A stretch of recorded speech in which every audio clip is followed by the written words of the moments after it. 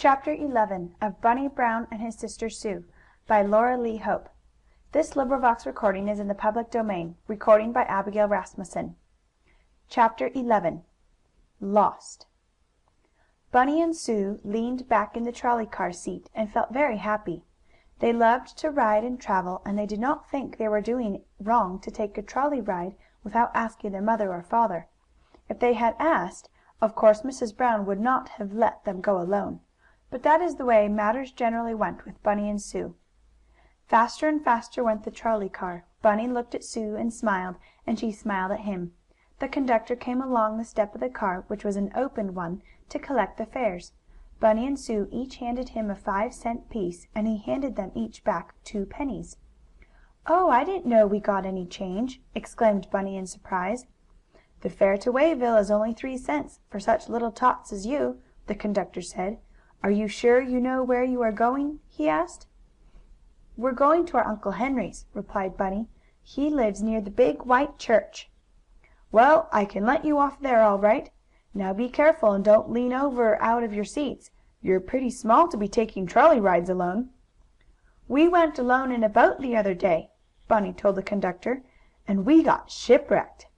"On an island in the river," added Sue, so the conductor would know what her brother meant.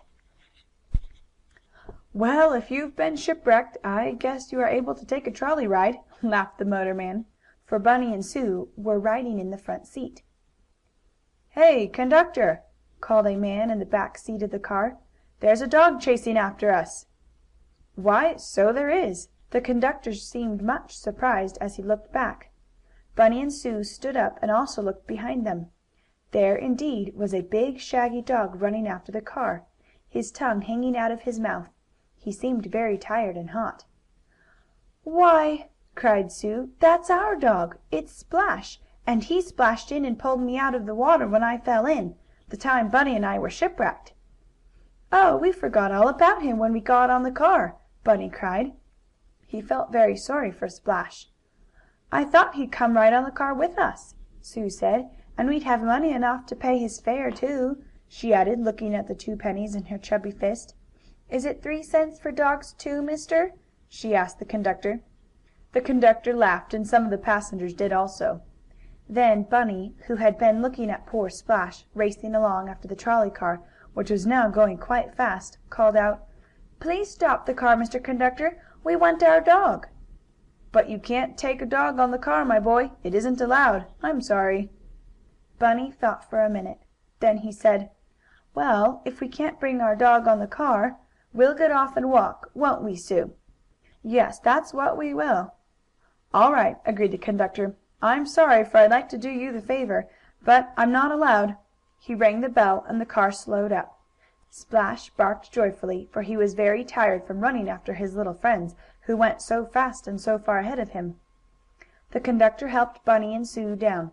The car had stopped along a country road near a patch of woods, in rather a lonesome place. "Here, youngsters," went on the trolley man, while Splash rushed up to Bunny and Sue, barking happily.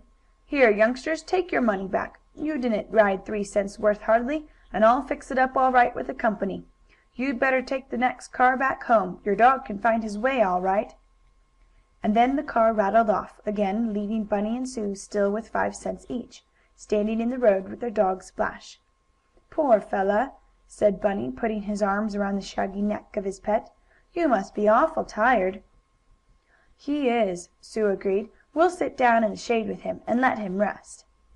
They found a nice place where the grass was green, and where some trees made a shade, and near by was a spring of cool water. Bunny made a little cup from an oak leaf and gave Sue a drink. Then he took some himself, and, a little later, Splash lapped up some water where it ran in a tiny stream down the grassy side of the road. "Now he's rested, and we can go on," Sue remarked after a bit. "Where shall we go, Bunny? To Uncle Henry's?" "Well, it's too far to walk, and we don't want to ride in the car, and make Splash run. So maybe we'd better go back home. We can get the balloons now. The conductor was good not to take our money."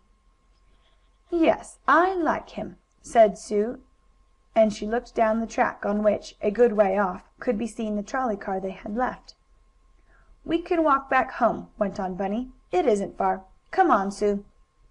Down the country road started the two children, Splash following, or now and then running off to one side to bark at a bird, or at a squirrel or chipmunk that bounded along the rail fence.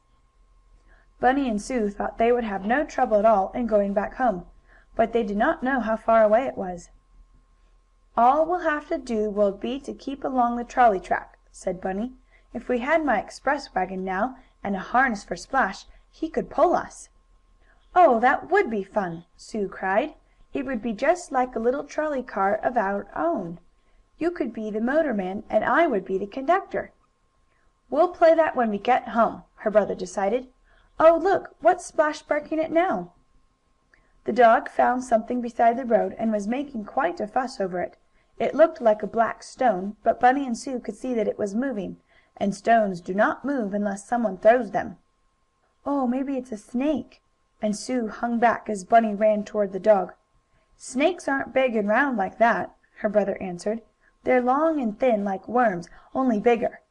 "Oh, it's a mud turtle!" Bunny exclaimed, as he came closer. "A great big mud turtle, Sue." "Will he bite?" Sue asked. "He might. He's got a head like a lobster's claw," replied Bunny. "But he won't bite me, 'cause I won't let him get hold of my finger." "He might bite our dog. Come away, Splash!" Sue cried. But the dog knew better than to get too near the turtle, which really could bite very hard if he wanted to. Bunny got a stick and poked at Mr. Turtle, who at once pulled his head and legs up inside the shell. Then he was more like a stone than ever. And, as it was not much more fun than looking at a stone, to watch the closed up turtle, Bunny and Sue soon grew tired of watching the slow moving creature.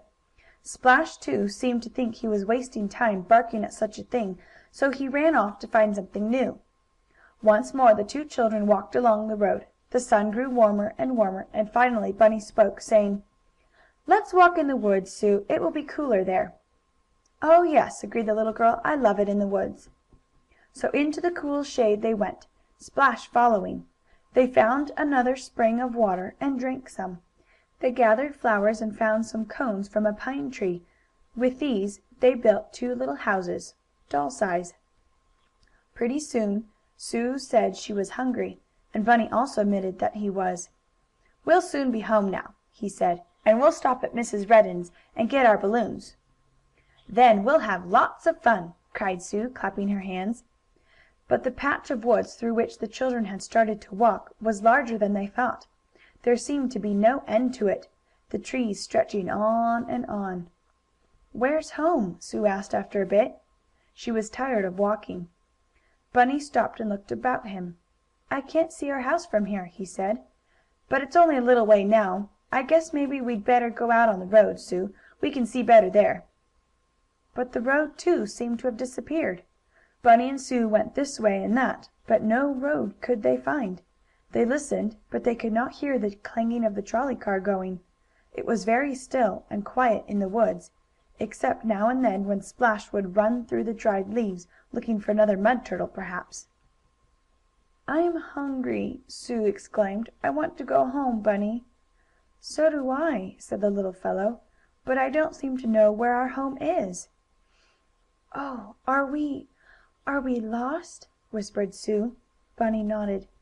I guess so," he answered. End of chapter 11.